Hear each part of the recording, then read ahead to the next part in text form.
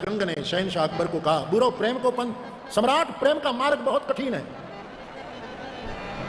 बुरो प्रेम को पंथ, बुरो जंगल में बासो, सब कुछ छोड़कर नितांत जंगल में अकेले बैठ जाना कठिन है। यद्यपि शंकराचार्य भगवान ने कहा है एकांत सुखमास्यताम, लेकिन कठिन है। बुरो प्रेम को पंथ, बुरो जंगल में बासो, बुरो नारी से नेई, नारी के साथ पुरुष का और नारी का पुरुष के साथ मर्यादा से हद से ज्यादा आसक्ति जरा ठीक नहीं। एक लिमिट, एक मर्यादा, उस सीढ़ी को पार करे, इससे आगे आगे परम तत्व तक, गगनगत प्रेम जिसको मैं कहता हूं, वहां तक जाना। बुरो नारी से नेक, बुरो मूर्ख में हंसो, मूर्खों की मंडली में हंसना बुरा है, क्योंकि हम सही जगह पर हंसते हैं, लेकिन मूर्ख गलत अर्थ करेंगे और मारपीट हो सकती है। मूर्खों की मंडली में हंसना ठीक नहीं। बुरो प्रेम को पंथ, बुरो जंगल में बासो, बुरो नारी से नेक, बुरो मूर्ख में हंसो, बुरो सून की सेव, कृपाण लोभी की सेवा बहुत बुरी। कंजूस की सेवा में कभी सफलता नहीं मिलती। एक लोभी आदमी को सपना आया, सपने में वो नदी के तट पर घूम रहा था, नक्शिक कृपण लोभी, उसकी धमनी और शिरा में रक्त नहीं बहता था, लोभ बहता था। सपने में घूम रहा है, इसमें घूमते घूमते सपने में उसको ठेस लगी तो एक पत्थर उखड़ा तो कुछ सोने जैसा स्वर्णिम दिखाई दिया। मिट्टी इधर उधर की तो एक कड़ा दिखा, कड़ा को पकड़कर खींचा तो एक चरू निकला, चरू खोला तो अंदर सोने के सिक्के निकले। लोभियों के सपने भी ऐसे ही होते, सोना ही सोना, खुश हो गए।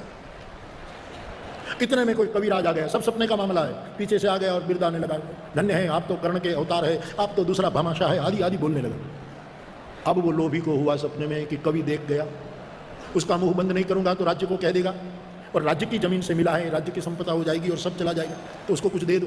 तो कुछ सिक्के लेकर कविराज के मुंह बंद करने के लिए ये लोभी सिक्का देने लगा ही सुबह के 5 बजे थे। उसकी पत्नी ने उसको जगाया, जागो, 5 बज गए। जागते ही पत्नी के कंधे पर हाथ रखकर कहने लगा, 40 साल हो गई शादी के, लेकिन तूने आज जैसा अद्भुत काम कभी नहीं किया। अच्छा हुआ तूने मुझे जगा दिया, वरना मैं सोना दे देता। बहुत अच्छा किया, वरना मैं अभी इसको सोना दे देता। ऐसे लोभी की सेवा बुरी, कविराज गंग कहते। बुरो सुन की सेव, बुरो भगिनी घरवाई व्यवहार, बहन के घर, बहन जहां ससुराल में है वहां उनका भाई प्रसंगोचित जाए तो ठीक है, लेकिन बहन के घर भाई अकारण ज्यादा जाकर रहे तो बहन के लिए ठीक नहीं होगा। ससुराल वाले ताना मारेंगे कि तेरा भाई तो बस यहां ही पड़ा रहता है, इसलिए विवेक मना करता है। बुरो प्रेम को पंथ, बुरो जंगल में बासो, बुरो नारी से नेक, बुरो मूर्ख में हंसो, बुरो सुन की सेव, बुरो भगिनी घर भाई, बुरी नारी कुलक्ष। खराब स्वभाव वाली नारी बुरी, लेकिन कवि गंग को वहां जगह नहीं थी, इसलिए उसने गुप्त रखा, मुझे जोड़ने दो। खराब स्वभाव वाला पुरुष भी बुरा, माताओं को ही क्यों कहा जाए, पुरुष भी बुरा। बुरो नारी से नहीं, केवल नारी को ही डांटा जाए ये ठीक नहीं है, पुरुष भी बुरा। नारी तो हारे हुए भारतीयों को सदैव लीड करती है, मेरे देश की संस्कृति देखिए। तो बुरे स्वभाव की नारी, बुरे स्वभाव का पुरुष, खराब स्वभाव का वो बुरा है। बुरो नारी से नेक, बुरो मूर्ख में हंसो, बुरो सोन की सेव, बुरो भगिनी घर भाई, बुरी नारी कुलक्ष। सास घर बुरो जमाई, सास के घर जमाए दामाद बुरा।